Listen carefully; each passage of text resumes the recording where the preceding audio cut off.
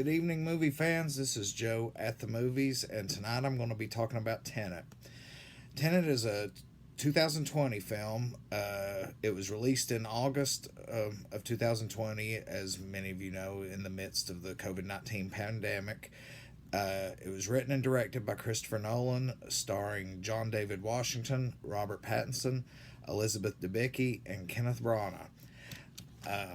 Little bit of backstory behind the releasing of this movie. This movie was supposed to come out early in the summer in 2020, I think in June originally.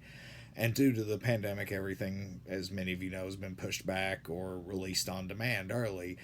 And Warner Brothers kind of struggled with what to do with this movie. Christopher Nolan, the director, was insistent that it goes to the theaters and has a normal release despite the pandemic.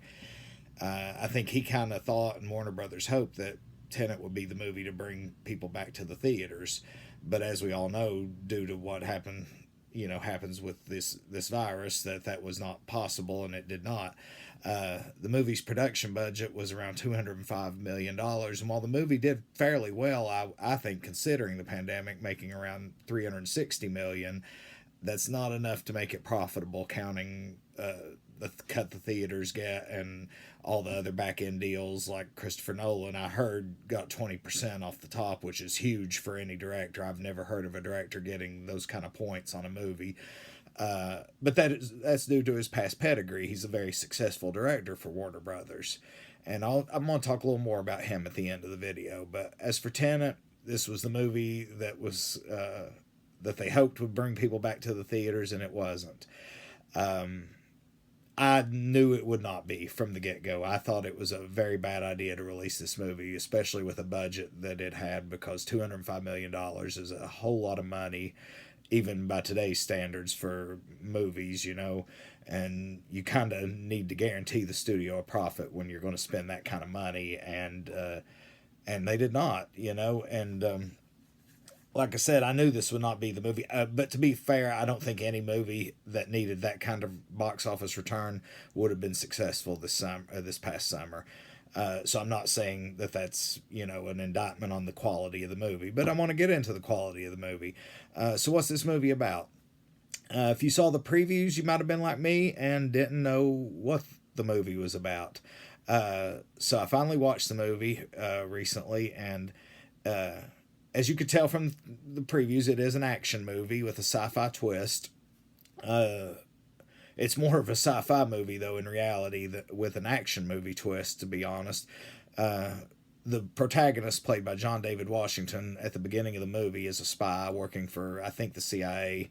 And early on, he gets recruited to a more secretive, deeper intelligence service.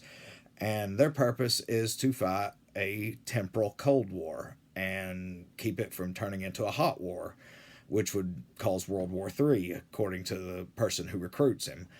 And so what's a temporal Cold War, you may be asking? Well, that is where the two opponents in the war are fighting in different timelines. In this instance, the protagonist is fighting an enemy who is in the future, who has the technology to send weapons and intel from the future back to their past, which is our present. See, it gets kind of confusing. The time travel technique is very unique, and I will give him props for that, because I've watched a lot of sci-fi movies with a lot of time travel weirdness, and I kind of dig it. And I'm always looking for someone to put a new angle, a new twist on time travel, because almost every way has been done, conceivably has been done so far, till somebody comes up with something new. And I'm sure this has been done by somebody else in a comic book or a novel or something, or maybe even another movie, and I've just not seen it, or can't think of it right offhand. But so they would send objects back in time, like I said, and intelligence, and they had an operative working in the present, played by Kenneth Branagh, who is a Russian arms dealer, and his wife, played by Elizabeth Debicki, is what John David Washington and Robert Pattinson, who is his partner, they use her to get to him. And that is your typical spy movie plot. That sounds like a James Bond movie, and all that was done extremely well.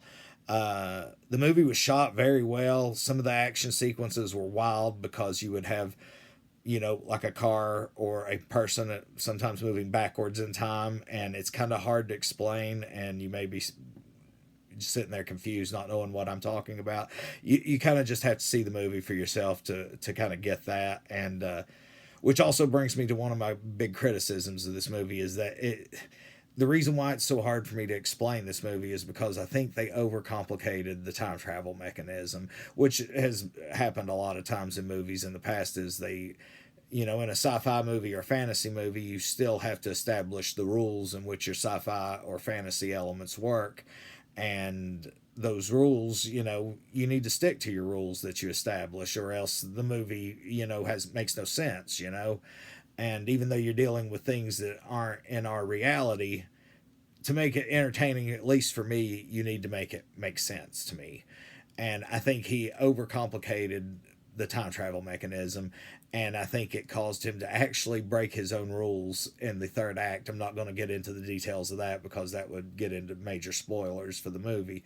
But I'm pretty sure there's at least two instances where he broke his own rules that he established for his time travel. And what don't make it so complicated, just simplify it. If it's don't have the rule in there if you're just going to have to turn around and break it. Now, another criticism of this movie, which may explain why I think those rules were broken and actually were not broken, was that due to the sound mixing, you can hardly hear the dialogue. You can hardly hear what they're saying. I actually, at one point in the movie, had to turn the subtitles on, and I don't think I've ever just had to do that before, unless I'm watching a foreign language film or something. But the sound effects, all the explosions, the cars, the guns, all of that, and the score, the music that you hear throughout the movie is extremely loud in comparison to the dialogue track. And you've got people with one character with a thick Russian accent, one Robert Pattinson is using his English accent and not toning it down at all. And I got to think, with Christopher Nolan, with a director of his pedigree, that he did this on purpose for a reason. Just for the life of me as a film fan, I can't figure out what that reason was. And it definitely all these that affected my enjoyment of the movie more than anything. That, and it was too long. And I don't mind a long movie, and I know I've complained in a couple of videos about movies being too long. I don't understand why Hollywood is making so many movies that are running over 2 hours, and especially when you don't need more than 2 hours to tell your story. And I don't think you needed 2 hours and 31 minutes, I think, is what this runtime is, and definitely I don't think it needed 2 hours and 31 minutes to tell this story. I think it could have been done in 2 hours sufficiently, and you could have actually used that time to simplify your story and make it a little more fun, instead of just so nerve-wracking and trying to figure something out, especially when part of why I couldn't figure it out is that I couldn't hear what the characters were saying. I don't know if I missed some important information that was on the screen as to why I think the rules were broken, or if I missed some dialogue because I was paying attention to the action on the screen. So yeah, I got to say the overcomplication of the time travel and the sound editing and mixing really tainted my enjoyment of this movie. I'm not sure that I would have loved it anyway, but definitely those two things they put a damper on it. So yeah, if you've seen the movie, I'd love to hear what you think about it. If you think you know where they didn't break the rules, where I think they did, if you've seen the movie, please send me in a private message and explain it to me, so I don't keep thinking something wrong. If you know something that I don't, but if it's a spoiler, please send it in a private message, and don't just blast it on the comments for everyone to read, because I want people to actually watch these movies that I'm talking about. But this movie can currently be found on demand anywhere: Amazon Prime, Google Play, whatever you prefer, or on DVD and Blu-ray. Personally, I would wait till it comes on HBO before I watched it, because it just wasn't worth the money for me. But that's just my opinion. If you like Christopher Nolan movies, and a lot of people do, and it brings me, I wanted to talk about him for a second. He's a very successful director. If you're not familiar with him, you're definitely going to be familiar with some of the movies I name off. He directed all three of the Christian Bale Batman movies: Batman Begins, The Dark Knight, and The Dark Knight Rises. He directed Interstellar, Dunkirk, um, Inception, and now most recently Tenet. And I know a lot of people that like him. His movies tend to make hundreds of millions of dollars, if not two of them at least. I know right off the top of my head have crossed $1 billion, and that's not a small achievement, for a director. And to consistently bring in hundreds and hundreds of millions of dollars each time, that's not an easy thing to do for one team of people. He usually works. His wife's a producer, and they work together, and his brother's a writing partner. And there's many other people that make these movies, but he is an artist, and he does have a good eye. His movies they all look great. Just sometimes I think they get a little overcomplicated. I'm more of a fan of his earlier works than his later works. I liked Interstellar well enough with Matthew McConaughey. Again, I thought it was too long and a little boring and predictable at times.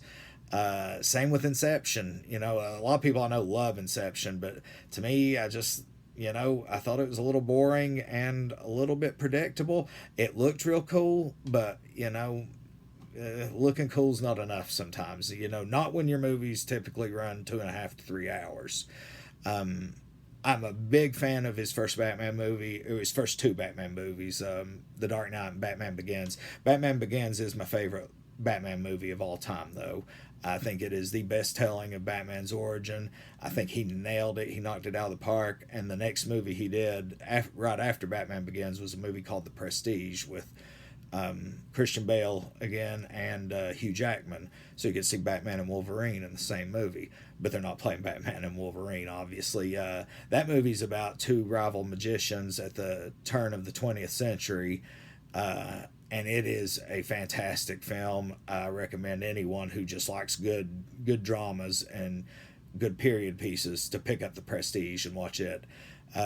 You should be able to find it relatively easy. I think it might be on HBO Max right now. I'm not certain, but it's usually on one of my streaming services. So I would definitely look up The Prestige if you want to see what I consider the best example of Christopher Nolan's work. Or the first two of his Dark Knight trilogy are both fantastic movies. I like Batman Begins a little more than The Dark Knight. Most people prefer The Dark Knight. They're both excellent movies. Tenet, not an excellent movie. It's a pretty good movie. So I asked, do I think he's overrated? I think he's a little overrated personally. Most people do not, so I think he, and I'm sure, they don't care what I think, but I'm sure he's going to keep doing what he's doing, and I hope he does, because he does get people into the movie theaters under normal circumstances. So I will look forward to the next movie he watches. He's good enough that I'll watch anything that he's involved with for the time being, and hopefully he can recapture me as a diehard fan. If not, oh well. Anyway, tell me what you guys think in the comments. Are you a fan of Christopher Nolan? Have you seen Tenet? Do you like it? Please let me know. If you like the video, hit the like button and share it with your friends. And please subscribe to the channel. And anyway, I'll see you guys at the movies. Thank you.